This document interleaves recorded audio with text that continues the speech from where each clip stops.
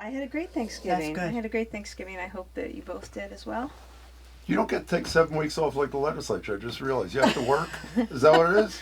Everyone's always working. Oh Everyone's always my working. God! Good to see you. Yeah, Good to see you. good Thank to you. be here. Yeah, thank you very much, as always, for coming in. So let's start with what's going on with the overflow of people who need shelter in the Commonwealth. Where are we now? I know there's some indication weather's getting colder, things may be downturning a bit, but there's a crisis nonetheless.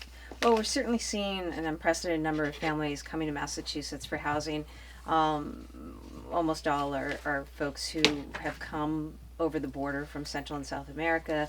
Heavy numbers from Haiti, of course, are coming here. We're managing the situation, and I'm really grateful for everybody who's stepped up. We've got a lot of nonprofits. We've got the Catholic Church. We've got a number of folks who work in the field of refugee resettlement. We've had businesses, and we've had local and state government working together closely. The good news is, last week at our doing, we've been after the Biden administration for support, financial and otherwise, and we were able to run a clinic last week where we processed 1,000 people for work authorizations. We have that clinic ongoing this week as well. That's really important because so many of the people who've come here, they all want to work. And we've got so many jobs that we need to fill. So that's good. I've said from the That's not beginning. expanded authorization by Biden. That's expediting authorization for those who already have permission to get permits, right? Yes and no. Let me Okay. explain. So, first of all, it's important to know that everybody who's entered the country has entered lawfully. Okay, so the families that we're dealing with are people who've been lawfully let in at the border by the federal government. The problem that we've had is that the federal government, partly because of what Congress has done, and they're really to blame here for their failure to act on immigration reform.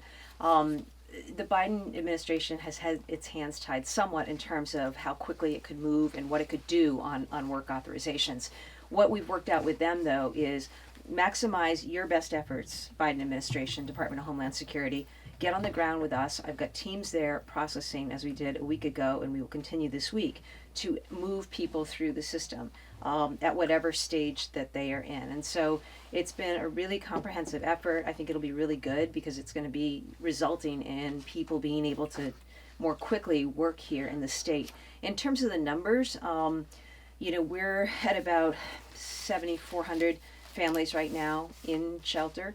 Cap is 75, right? Well, I never used the word cap, Jim. What I said is that we're hitting capacity, and I was trying to be straight with the public about what we could afford, not just financially afford, because this is costing us tens, hundreds of millions of dollars, but also what we have the capacity for in terms of personnel. When you open up a site, when you're going to house people, particularly children, you have to make sure that it's staffed. And we literally have run through, we've got so many service providers doing heroic work. So that was my message. I think the good news here is that we're managing this in the sense that, people are housed right now in the state. And they're getting connected with services. They're getting connected with work opportunities. We just are going to continue to work every day on this. And General Rice is leading a really strong team in the administration who will continue to put our nose to the grindstone and do what we need to do here. Governor, you probably saw Yvonne Abraham in a piece in the Globe basically saying that we're not really a right to shelter state. She talked about, I know you're trying to streamline the system, but she said, according to her, in the last 3 months, 2022, there were 2,452 applicants for emergency shelter. Of those, 840 were granted shelter, another 60 entered a rental assistance program called Home Base, but the state formally denied emergency shelter to 358 applicants, and about 1,200 who requested help couldn't get it because they failed to follow all the strict regulations to get shelter, or they were just ineligible. So is she right? Is that true? I think that Yvonne is right in pointing out, and I read that story. It's a heartbreaking story. It is. Now, a poor woman and her daughter who are like in desperate straits. Yeah, here's the situation. Massachusetts, we're the only state in the country that actually has a law that says we're going to shelter you, right? If you're a woman or there are children in a family and you become housing insecure, houseless, homeless, we are going to shelter you. And that operates through a system the last 4 years called our emergency shelter system. And it basically results in people being placed in short-term housing, often in motels or hotels, until they can get located to more permanent living situations. And let's just say at the outset, that's not ideal. I mean, no, you don't want to see any child living in a motel or a hotel. But the good news is we are a state that has that provision in place. The problem is we don't have enough housing. Yep. And that, I think, is what Yvonne is pointing to, because even though I increased the amount people will receive in a voucher for rental housing or for more permanent placement through something called our home base program, at the end of the day, we don't have enough housing units out there. And part of the reason I proposed a $4 billion housing bond bill is because we've got to spark production of affordable housing, market rate housing, rehabbing of public housing. We've got to do that. And with that, we're going to find more places to be able to move families like the one that was profiled in Yvonne's piece into more permanent situations. I'll also say this. One of the benefits of now having a Secretary of Housing, which is something I set up at the beginning of this administration, is because I needed to have somebody focused exclusively on housing. Before, we didn't have that. We had somebody who was in charge of both housing and economic development. Both are important and go together. With Secretary Augustus now in charge, he and his team have already identified that there are problems, there are barriers within the system that Yvonne alluded to some of them in her Yes, she piece. did. That we're gonna work to fix, right? Because my view is, what's within our control that we can fix and make better. Let's do it. Let's get after it and get it done while we work on things that may require legislation or other things that are not as much within our control. A couple of quick things about both the one last thing about the migrant funding thing, and then a couple things about your housing bond bill, and then we'll get to your calls at 877-301-8970, same number for texting. I said half seriously before, but really meant it seriously. The legislature went home for almost 7 weeks while this migrant funding thing is still pending. I have to say, I just don't get it. I don't understand why they can't take off for Thanksgiving, like even the pathetic Congress does, and then come back. I know you're in a tough position because you have to work with them. How frustrating is it when there's a critical need for resolution that they can't get themselves back into session? Doesn't that bother you? Well, I know they're continuing to meet now through informal session, and it is my hope that something gets done very, very soon. We certainly need it, Jim. I mean, sure, there's some funding for emergency shelter and to help us address the ongoing migrant situation. Also, let's just remember that's just about 10% of what's filed in the sub budget. So it's just a portion of it. What we're talking about in that sub budget, important raises for workers that were collectively bargained, funding for Medicaid, for special education, funding for communities who needed the relief for the flood damage and everything that happened this summer. So really super, super important. We've got to have that sub budget done. I'm anxious to sign something, and I just hope it comes soon because people need it. Our residents need it. Our communities need it. Our businesses need it. So you frustrated at all that they're not in? For those who don't understand informal session, which is what they're in until the end of the year, as the governor just mentioned, one legislator can thwart something that the other 199 support. So one no vote can stop something. Are you at all frustrated by the fact that they're not formally working when there's such critical issues before them? Look, my job as governor is to work closely and directly with the legislature, with both the House and the Senate, where I know there's a common recognition and understanding of what the need is out there, both on the migrant situation, also when it comes to things like funding for special ed and flood relief and mass health. So, I'm going to continue to call for it. We need action now. We need that budget to come through. We've got a lot of workers who are counting on that, who we bargained in good faith for, and we're able to secure raises for the first time in many, many years. So we've got to make good on that. And so there's certainly an urgency, and I hope we can get it done this week. So one last thing about the housing thing. You included in the housing thing something we've talked a lot about on the show, both with Mayor Wu, who supports a variation of what you did on this real estate transfer tax on expensive dwellings. It's something that we talk favorably about here. You've basically said that these accessory dwelling units, these little, up to 900 square feet, I think, would be as of right, so individual cities and towns couldn't thwart them from happening. The thing that, I think both are great things, and I hope the legislature goes along. I think they're necessary. The thing I was confused about, I know you're on Channel 10 this weekend talking about something we've talked about ad nauseum, rent control, and while you said you support local option, as you've said to us 1,000 times, it wouldn't be your choice. I'm paraphrasing if as the piece. If you support local option, and the mayor of the biggest city wants a local option, why didn't you include a local option in the housing bond bill? Well, it's still my position that that's up to local communities to determine if that's the way to get there. But they can't do it without the legislature, as you know. Well, they can do it, but through the legislative process.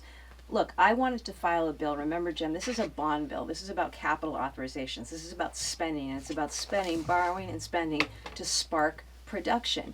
With that, we included what we think are the best policy ideas to go along with that. So we had this concept, right, of the ADU, which is a way to, turn your garage into a mother-in-law apartment. Or What are they called, something. granny flats or something? Well, they call them different things in different places. Whatever. But the point is, it's a way to generate thousands of units, agree. like super soon, because you can build these ADUs really, really quickly. We also, included things that would incent development, both of affordable housing and market rate development. Something called the Momentum Fund to help developers right now who are dealing with inflation, which is a real impediment right now to some of this, the cost of construction and the like, the cost of development.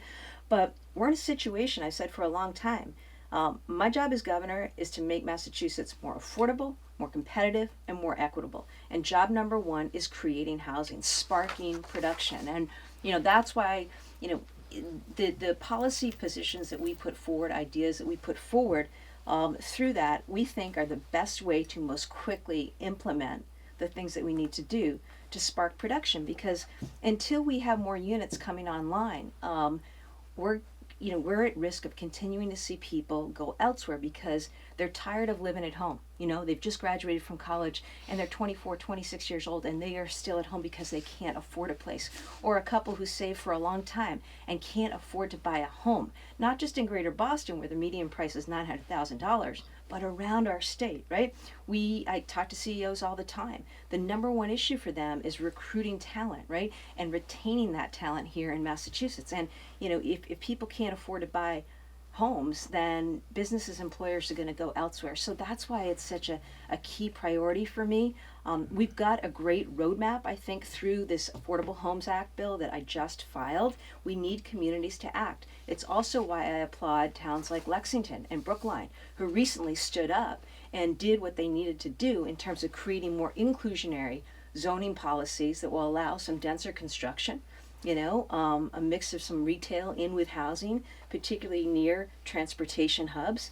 All of this is good policy and will make for more housing units around the state. And frankly, I need to see more communities step up and act the way that Brookline and Lexington have acted. That's the voice of Maura Healey. She's with us until a little after 1 o'clock at 877-301-8970. Dave from Hudson, New Hampshire. You're an out-of-stater, but we'll let you on anyway. Hey, Dave. Hello, Dave. Hey, how's it going? I had a question for the governor. Sure, it. go Hey, ahead. Dave. Hey, the MBTA commuter workers are some of the last workers in Massachusetts with no sick time. I was wondering if there's something we could do to change that in the upcoming commuter rail bid process. Oh, well, good to hear from you, Dave. I let me take that back and talk to Phil Lang, who I think has been doing a really terrific job as GM there. As you probably know, Dave, we were able this year under our administration to strike a deal with the Carmen's Union, resulting in raises, resulting in big numbers in terms of recruitment. We've been able to hire, I promised a year ago that we were going to hire 1,000 workers at the T. We needed to because we don't have people to drive the buses, drive the trains, do the repairs, do the safety checks. We've hired over 1,000 workers at the T, which is really good. They're in training facilities right now, getting ready. And part of what helped us get there, Dave, is the fact that we signed a collective bargaining agreement with the Carmen's Union that paid them the kind of wages and gave them the kind of benefits that they're due in a place where people want to come to work. That's really important to me. So we'll take that back and talk to Phil, Dave. Dave is a worker on the commuter rail himself, he told Aiden when he called in. Dave, thank you. I wish you a lot of luck. 877-301-8970. Speaking of Phil Lang, and we want to compliment him, we just mentioned before he got Ted here, Lasso. not only is he, well, that's what they call him. Do you know that they call him Ted Lasso in his office? You hadn't heard that? You had heard that. Okay, fine. In a complimentary I think way it's from what you're great. saying. Not only is he talking... I believe. Yeah, exactly. Not only is That's he right. talking to the press... Have you had him on? Oh yeah. Yeah. And on December 8th, Yeah. talk about courage. He's He's gonna take taking questions. calls from listeners. So I mean that I mean that deserves a lot of praise considering that his predecessors hit out in my estimation for a long time. Speaking of transportation, and then we'll get back to the calls. Where's the 24 billion for repair, not expansion, repair coming from? Well, I think what's important about that number, and it's a big figure. Can we just say that? I mean, that is Huge. It's a huge figure. I think it's important that there's actually a figure out there. You know, how do you know what to fix if you don't know, if you haven't assessed it yet? And that's what that reflects, is a thorough assessment, and you know, to build the kind of public transit system that we want. That said, it's not going to cost $24 billion to do what we need to do, right? And I'm saying that because just a couple weeks ago, Phil released a proposal that basically, it's more than a proposal, it's a plan that I've endorsed, which basically gives the T a year to get all the slow zones eliminated, to make all the repairs, to make that T run safe, reliably, smoothly, and quickly, which is what the public needs. And so already we're underway. Green Line, as you know, shut down this week. For a week, it's got another shutdown coming. The reason we are doing that, and it's a pain point for the public, and I totally get it, but if we don't bite the bullet and take care of business, you know, it's never going to get better. Phil Lang has come in. I gave him authorization to bring in a new management team, to create new positions like a chief safety officer, to bring in the best and the brightest in terms of the contractors and the work that we need to do, to hire the workers who can do the job. And he has set about delivering on everything that we've asked him to do. And he's also been very proactive in identifying things. I'll give you an example. Up in Lynn, there's a commuter rail platform that has been shut down for a long time now. And we were told in January that it was going to not be open until sometime late in 2024. Phil Lang came on. By the way, he's an engineer, which is really helpful, right? And the first GM with transportation experience in a long, long time. He went over to Lynn and assessed the platform with his team. And, you know, that's going to open in December. So a year ahead of schedule. And that's the kind of urgency that he is bringing to this, that, you know, that we've empowered and insisted on. And, you know, again, I hear it every day, and I know how aggravating it is. But trust me, as governor, this is so important, because if we don't make the repairs and get these trains running, you know, our residents are going to continue to drive, our employers are going to continue to suffer, and people are going to continue to be frustrated. And this is, you know, it is a competitive necessity for our state. Can you give us a quick version of why you said it's not going to be, the 24 billion is not the real number? Well, I don't think I said that it's not the real Whatever number. you said. What I said is that is a number that assessed the whole system, and, you know, all the things that could happen, maybe should happen. What I'm saying, Jim, is in the immediate. I need to have a public transit system that's safe, reliable, running on time, running at speeds that actually get people there quickly.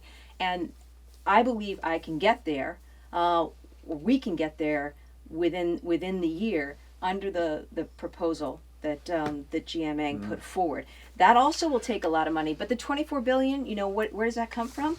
Well, you know, obviously it's driven by revenue, and, you know, it's going to come from a few places. Our capital investment plan that we put forward every year incorporates some of that.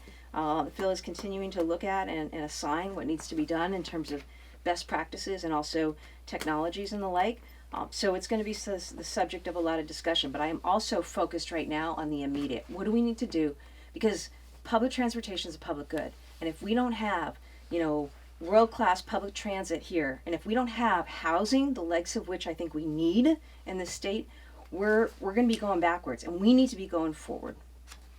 You know, a lot of people are on board with Auditor Giusaglio's efforts to audit the legislature. The legislature doesn't want it, at least the head of the legislature, Spilka, the Senate President, and Mariano, the House President, doesn't want it, and she's got some legal problems, according to the Attorney General. But the Democratic State Committee approved her resolution backing the audit of the legislature. She's got Republicans on her side. People, Ernie Bach, a big Trump guy, is supporting her efforts. It seems like there's people want this, maybe because they don't know how their legislators vote. Where are you on this? Well, where I am is I'm audited regularly by the auditor's office, so I'll continue to comply with any requests that come from the auditor, as the auditor. But As why not part of the their job is to audit the various agencies. So that will continue. In terms of how everything else sorts out, we'll see. We'll see what happens. For it? We'll see what happens with the court case. We'll see what happens if this gets on the ballot. But on But principle, Wait. There's not a court case at the moment, unless Yeah. because Andrea Campbell, the Attorney General, said you don't have the right to do it. So she's allegedly gotten the signatures. Will you vote for it next November? I don't know if it's going to be on the ballot yet. If it is, will you? We'll see what happens when the time comes. It's got to go through a lot of steps before but that in happens. principle, though, I mean, the thing that really Look, in gets principle, what I've the always said, non-disclosure I've been agreements. subject to public records disclosure. Yeah. As I said, my agencies are subject to audit. We'll continue to provide that level of response and transparency. It's just. But you it's what don't we'll you don't continue to you do. don't have an opinion whether the legislature should be audited as she wants to do it. With the legislature? No, I think I don't really right now. I don't. I mean, I think I've got enough on my hands Let's go to already Jim. that I think people want me to focus on. Okay. Let's go to Jim in Weston. You're on with the Governor of the Commonwealth, Maura Healey. Hey, Jim, welcome. Thank you very much. Thank you for taking my call. Sure. I have a question about the power aggregation program. In December of 2019, the special town meeting voted to authorize the select board to file an application for power aggregation, our contribution to sustainability at that time.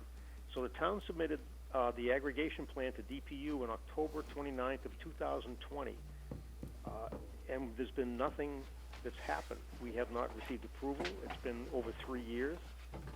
Do you know what the status is, and what should we do to not be in the same position in another 6 months? Yeah, Jim, I'm sorry, I missed what community you're from. Weston. Weston. Oh, great.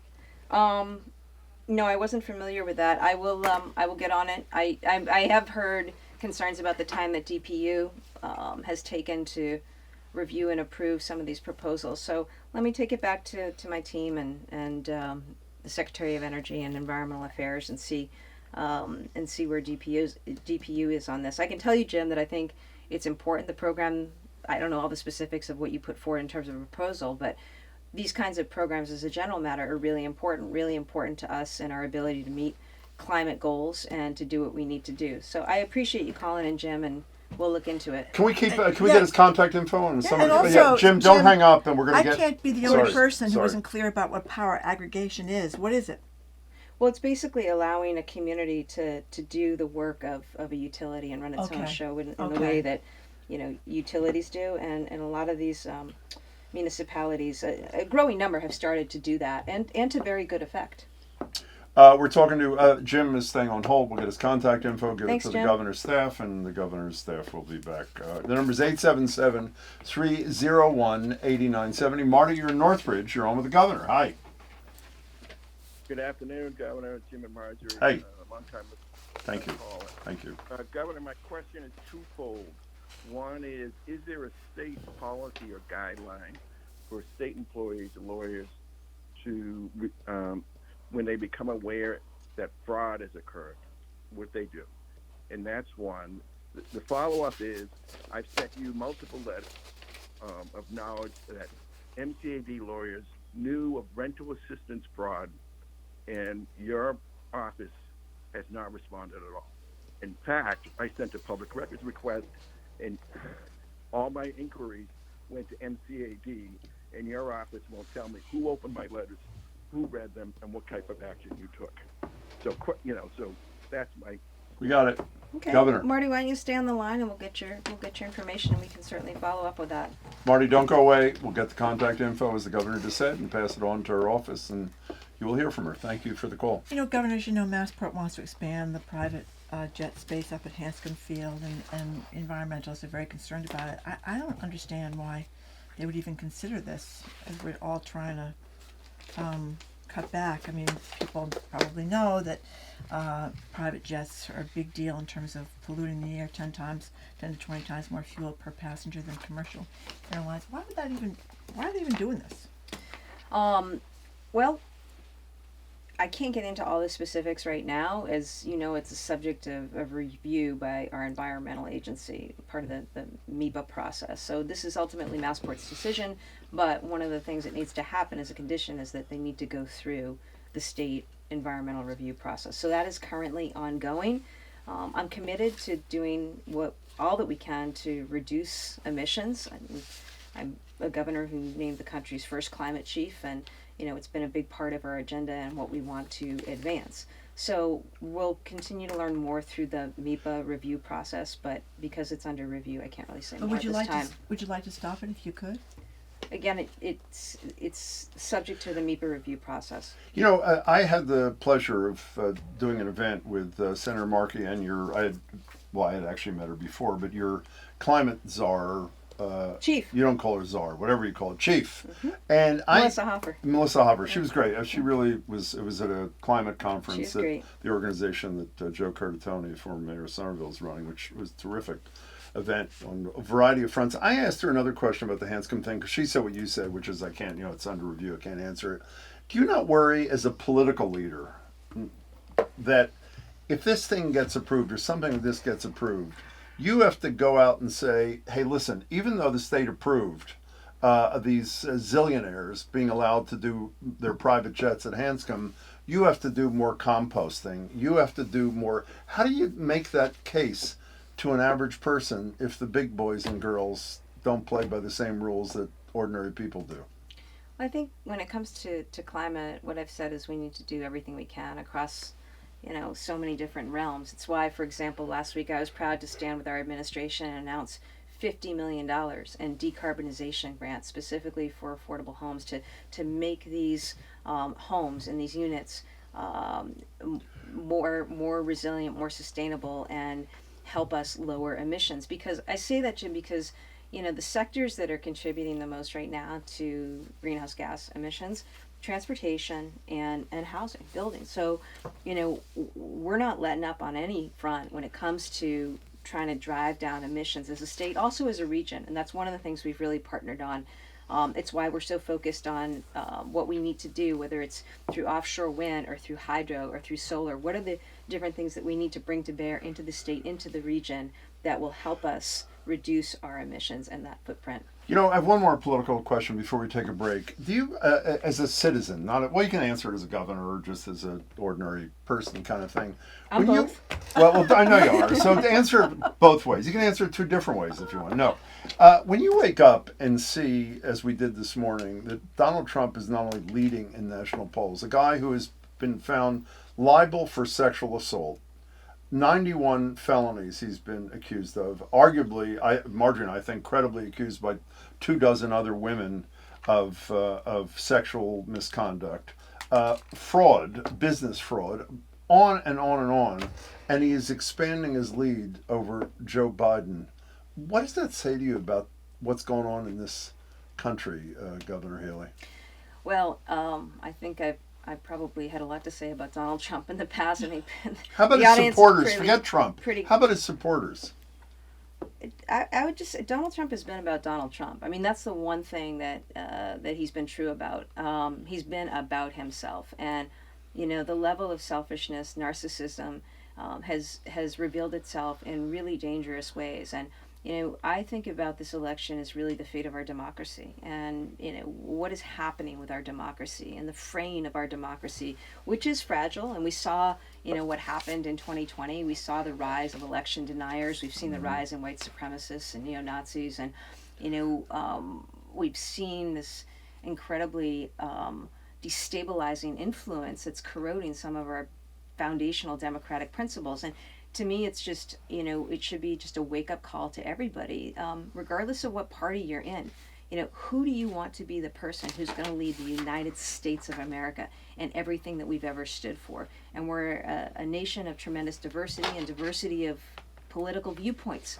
That's what democracy is. That's okay. But it's not okay if you have somebody in charge who is going to continue to deny elections, commit fraud in so many different ways, and do things that are so destabilizing to our role and influence in the world, say nothing of the effect that it's had on the lives of Americans. And as somebody who served as Attorney General during that time and joined with my colleagues in sort of, being on the front lines, protecting access to health care, protecting access to women's reproductive health care, trying to hold the line on what we needed to do for climate, you can go through abuse after abuse after abuse.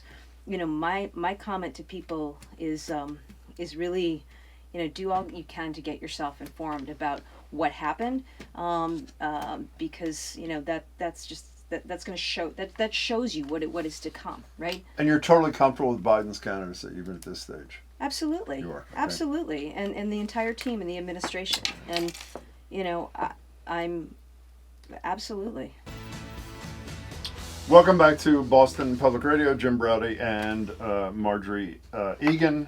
Forgot for a second there. We're still in Studio 3. Governor Healey is here for Ask the Governor for another 27 minutes. You can call her or text her at 877-301-8970.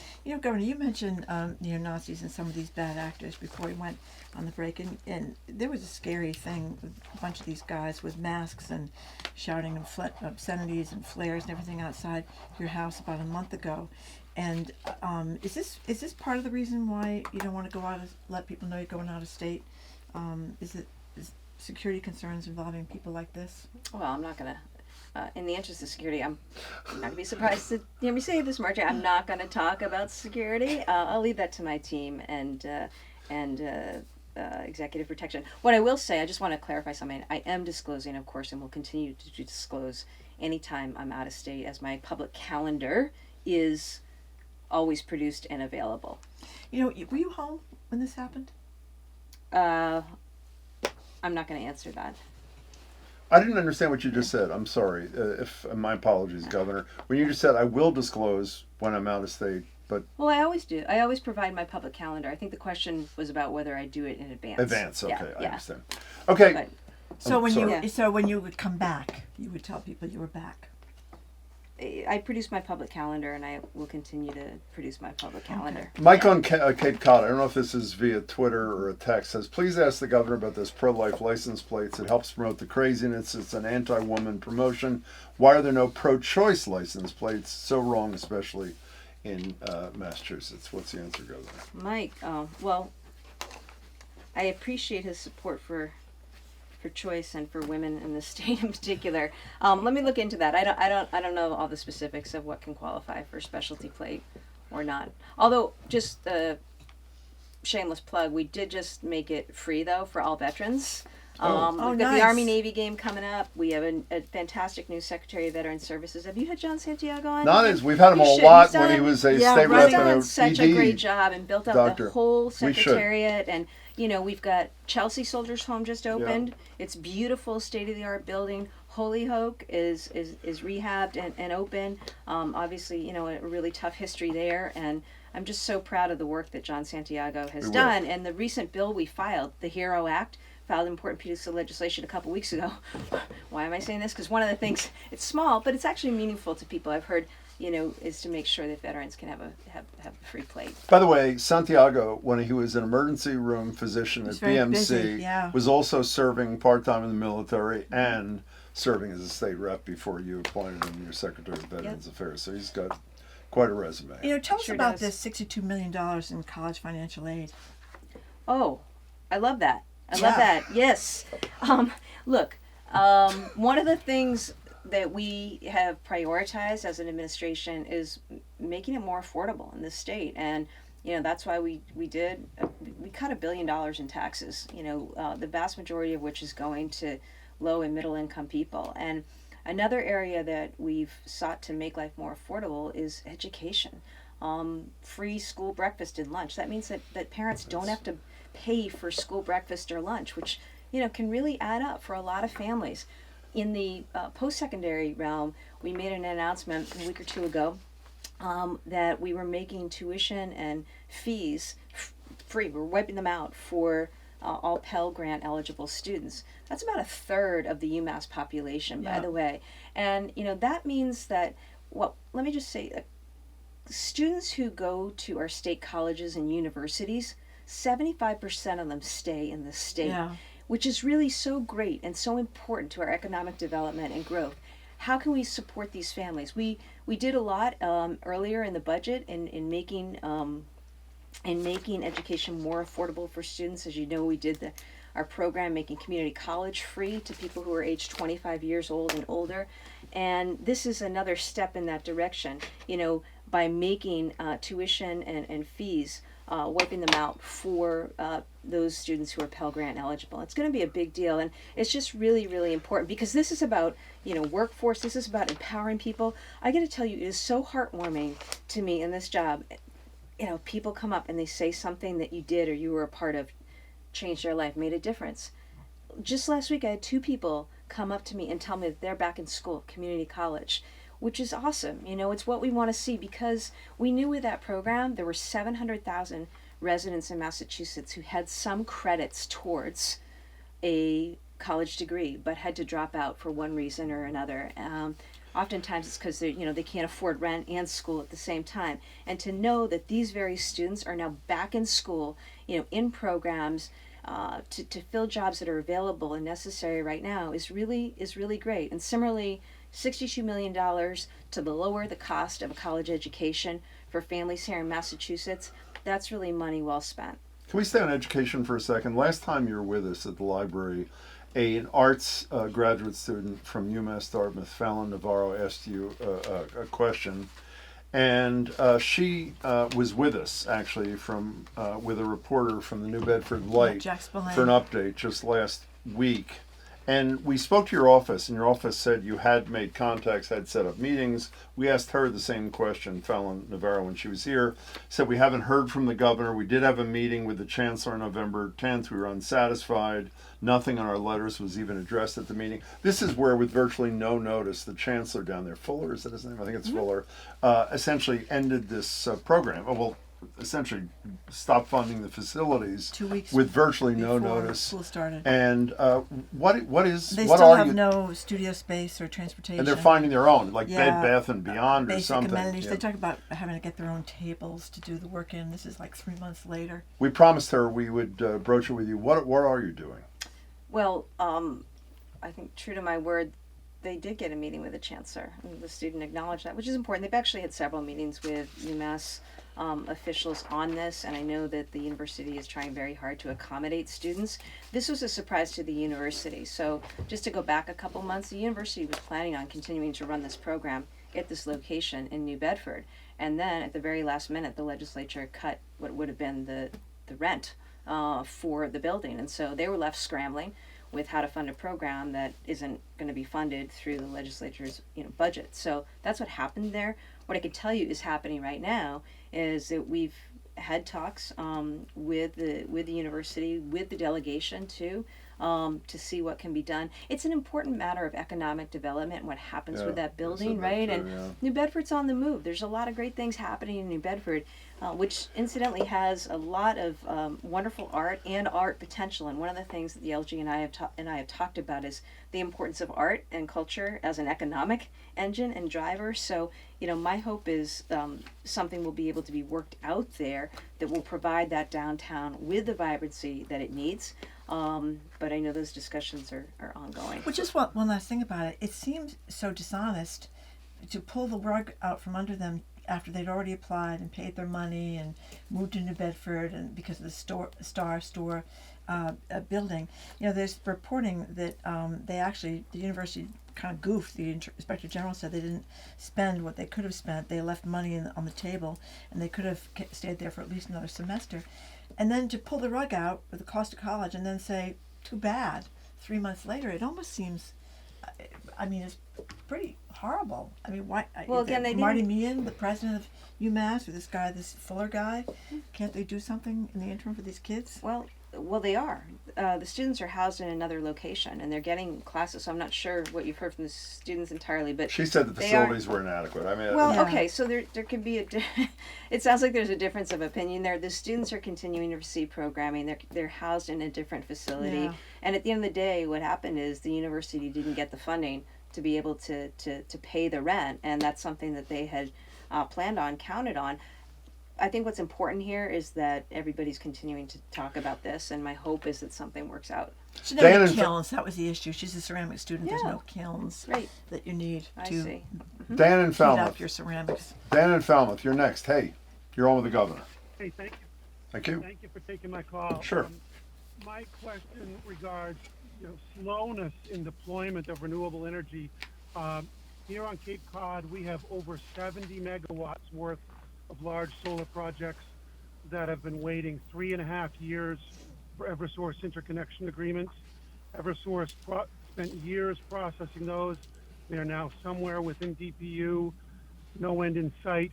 Meanwhile, during that 3.5 years, we've seen the head of Eversource send a letter to President Biden stating that if it was a cold winter, there would not be enough natural gas to go around for both heating and electricity generation.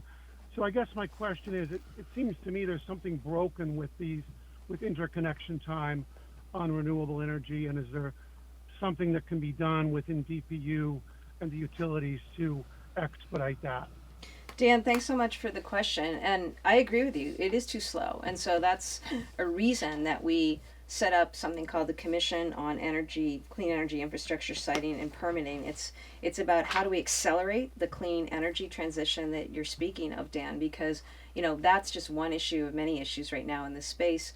Obviously, there are other issues and some headwinds around inflation and what's happened there with regard to some of this development. Look, for example, to what's happening with offshore wind contracts in some places, which we're continuing to pursue vigorously. But Dan, I don't disagree with you in terms of we need to see a change and we need to see action from the utilities, and I can promise you that I'm going to do whatever I can with our administration and team to try to accelerate that. Dan, thanks for the call. Over your head on NECN. Because if we I'm don't, sorry, excuse me. no, it's just for all of our worthy climate goals and the imperative we have there, if we don't do the nitty gritty work of modernizing the grid and building out the kind of infrastructure that we need to literally be able to convey energy, whether it's from a solar field or an offshore wind turbine, we're not going to be able to meet our goals and get to where we need to be. So it's very, very important, Dan, and I appreciate your focus on that. Yeah, as I started to say, Dan, thanks for the call. I started to say there's a press conference in Burlington, Vermont right now, and from what I understand from our coworkers, there's still no determination on the part of the law enforcement or the government there as to whether or not this was a hate crime against these three students, 20-year-olds of Palestinian descent. Two are citizens of the U.S., one is a legal resident. I think I read somewhere that you were involved, and I assume the AG involved in creating a special unit within the state police to deal with hate crimes. What are you doing to ensure that this kind of thing does not happen here in the wake of the horrors in the Middle East? Here I think it's the case that we've seen a rise in hate crimes and hate conduct that here in Massachusetts and across this country in the last few years. And so it's against that context that our state police took the initiative and decided that they wanted to set up their own hate crimes unit. And I give credit to the Executive Office of Public Safety and Security for doing that. It's always been the case that there have been troopers and teams available to work with DAs and local police departments and the AG's office on hate crimes. But this represents something different, and it is a team now within the state police that is available. It's called HEART. It's the Hate Crimes Awareness and Response Team that's going to be working within the Mass State Police to identify, investigate, and address hate crimes. And obviously that will require work with district attorney's offices, local police departments, the Attorney General's office. But we announced that last week, and it's in the context, as I say, of a rise of hate crimes. We've seen a rise of hate crimes just over the last year and a half alone here in Massachusetts, and we need to take action, to combat anti-Semitism and Islamophobia and white supremacy and the neo-Nazism and the things that we've seen. I mean, we can all point to different instances that we've seen over the last couple of years. So this is an important message to say, we stand against hate and we will hold perpetrators accountable. We also, at the same time, announced about $500,000 in funds going out to school districts to help address and combat hate. Important because it will help, with curricula and training and information to prevent hate, to combat hate crimes and to create, safe environments for residents here. Returning to Citizen Healey for a second, what's your reaction when you turn on the news at night and see what happened on October 7th on the Israeli side, what is happening every day? We were talking to Charlie Sennett about how the New York Times is reporting it's been a century since this level of innocents being killed in warfare can be identified, obviously, on the Palestinian side. What's your reaction to this whole nightmare? It's just heartbreaking. It's heartbreaking. And, I remember when, Hamas attacked Hamas, a terrorist organization. We should be clear about that. There's no nuance with Hamas. Hamas is a terrorist organization, and what they did to Israel is terrible. It's been really heartbreaking and distressing to see what the ensuing weeks have wrought in terms of devastation and grief. I was heartened to see the hostage exchange over the last several days, and I hope that continues. But so many innocent civilians, just taken and lives and families absolutely, ruined. And as a human, that's where I go. You think about the grief, whether they're folks in Israel or innocent civilians in Gaza. I mean, it's just so sad and so awful to see. And I also want to be clear about the need to call out terrorism when we see it. Greg and Braintree, hi. Hi, thanks for taking my call. Sure. Jim, Margery, Madam Mayor. Governor. Yeah, I'm Close here. enough. It's okay. Yep. Go ahead. Oh, okay. First of all, just to set the stage, I ran a fairly large company, so I understand budgeting, I understand checking the boxes and bureaucracy and all that stuff that, the government and private companies go through. My question is, why is it so difficult for these, to follow up on your HERO Act, these heroes who either get PSD or are hurt as police officers to get their pensions when they can't return back to work? And one of the reasons why I asked the question is because, as you know, the amount of money that they earn while they're sitting waiting for it is very, very minimal. And it just seems like there's so many people out there fighting against these guys. I'm from Braintree, Madam Mayor. I'm sure you know who I'm talking about. And I think you're on the same page I am. But why does the government, the local town, the state, why do they make it so hard for these guys to transition into the next stage of life? And then the follow-up to that is, why do they cap these guys at their earnings outside of that? Greg, you want to make sure Greg. you know you're on the phone with Yep. Governor Healey. It's the governor. Greg, thank you for calling. I was down in Braintree a few weeks ago. That's where we actually announced the HERO Act. Was it a hall down there? I think it's really important what you're saying, Greg, because I think it's really important to support those who serve, including men and women in law enforcement. We've had trouble recruiting people into law enforcement and recruiting people as first responders in a variety of fields. And so, I've always taken the position, and I've always tried to, as an elected official, support those who serve. And I continue to stand by that. It's why, my team was able to negotiate through our collective bargaining process earlier this year, raises. Now, granted, that doesn't apply to local folks, it applies to state folks. who work in our agencies and work in the state police. But it's just to say, Greg, I understand where you're coming from. One of the things that the HERO Act does is make adjustments for veterans in particular, many of whom are serving in law enforcement around things on annuity and disability. But part of it when it comes to pensions is some of this is controlled by local boards, and we're looking at this though, Greg, because I want to make sure that people are treated fairly, especially anybody who has served and as a result or as part of their service been injured or disabled as part of their job, which is taking care of the rest of us. Greg, thank you for your call. We appreciate it. Governor, I'm getting a lot of texts from people who are wondering about the migrant influx and fears that because there has been an increase in migrants coming to Massachusetts, that people are going to be thrown off their food stamps opportunities, daycare opportunities, housing, healthcare, the whole thing. How does that work? It's not going to happen, and I want to be really clear with the public. I mean, I know how important these programs are, and I know how great the need is for families out there. And I, obviously think about it more with even more with the winter coming, which presents its own, additional challenge when it comes to keeping people warm and keeping people safe. And so, I am with our team working very hard to make sure that we cover all that we need to cover, which is why I've made appeals to the Biden administration, made appeals to our churches and our temples. I appreciate the way that Catholic Charities has stepped up. The United Way, which by the way just opened another site for us, private philanthropy. So, that's how we're going to do it here in Massachusetts, is people pulling together, getting new arrivers and the migrant families working so they're actually exited out of shelter and integrated into the economy.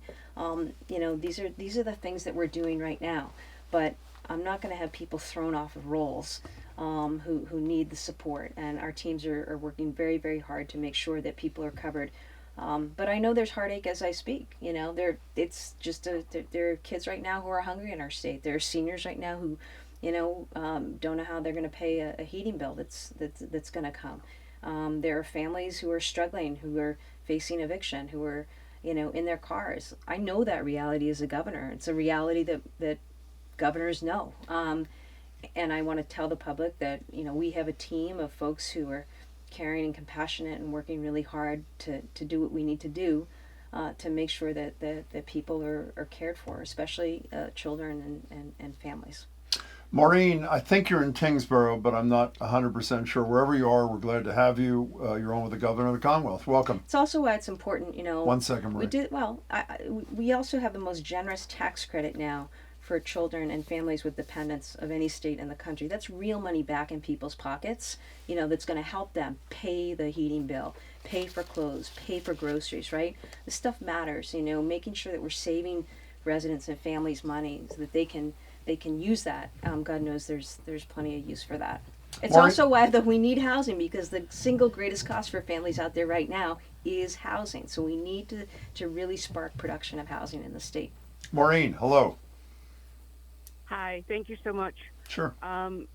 Speaking of housing, I just received an eviction notice a few days ago, and I have not been able to find anything affordable in my area.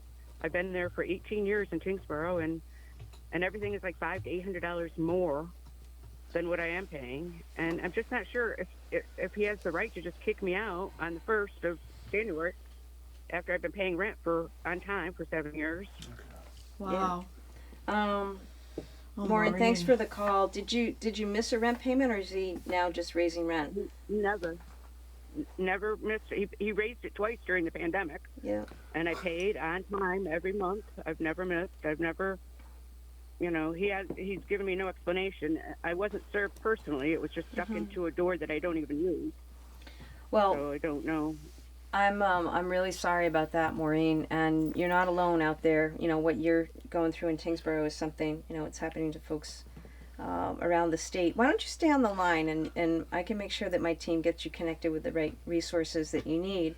And this is going to be cold comfort to you, Maureen, but number one, let's see if we can get you resources and assistance here. Obviously, I don't know the specifics of what you're going through in terms of eviction, and there's probably somebody you can talk to about that and your situation and what you can do.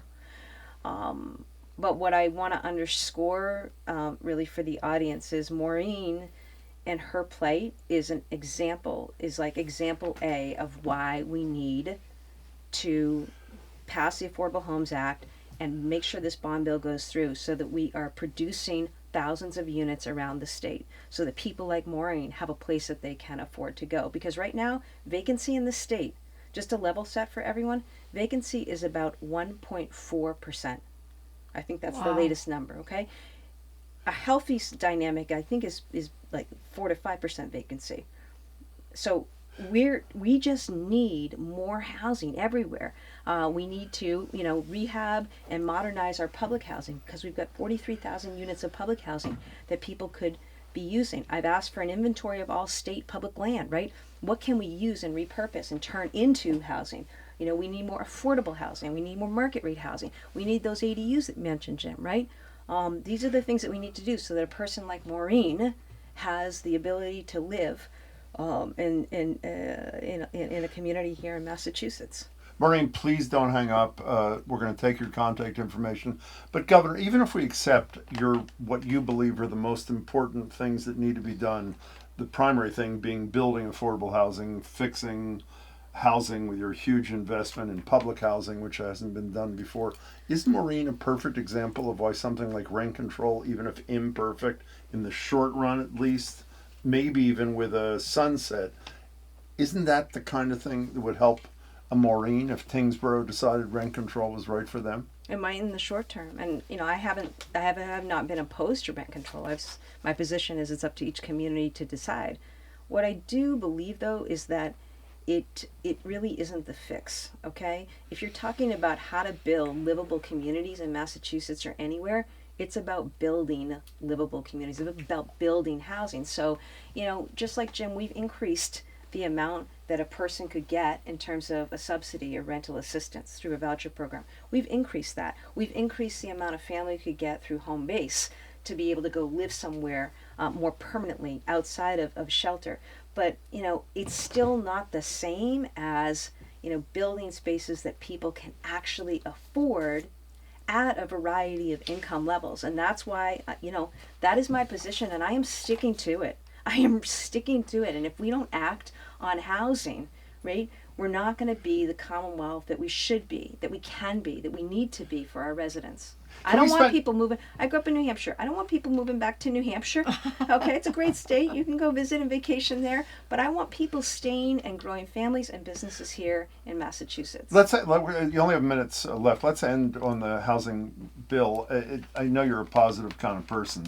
However, based on that wonderful Globe analysis about how many landlords and huge property owners so many people in the legislature are, don't you worry about this real estate transfer tax running up against that? And don't you worry that the power of cities and towns through the Mass Municipal Association is going to say, they're not taking, that woman, that governor, that state house is not taking away our right to make local decisions about accessory dwelling units. You're up against two pretty fierce, well, I shouldn't call the legislation opponent yet, but potential opponents, are you not?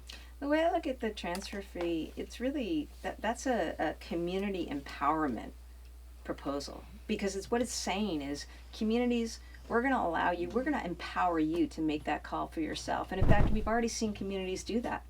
Look at Martha's Vineyard. Look at places down the Cape, right? Nantucket, where you've got these astronomical home values, and you've got people who can't afford to live there, working in the schools, working in the hospitals even, right? DPW and the like. So you don't have a community unless you have people at a variety of income levels there doing all the jobs that actually make communities great. And that's why those communities took the step of saying, hey, we want to take a little off of the sale price, put that back into an affordable home trust fund, and that's going to help us build housing.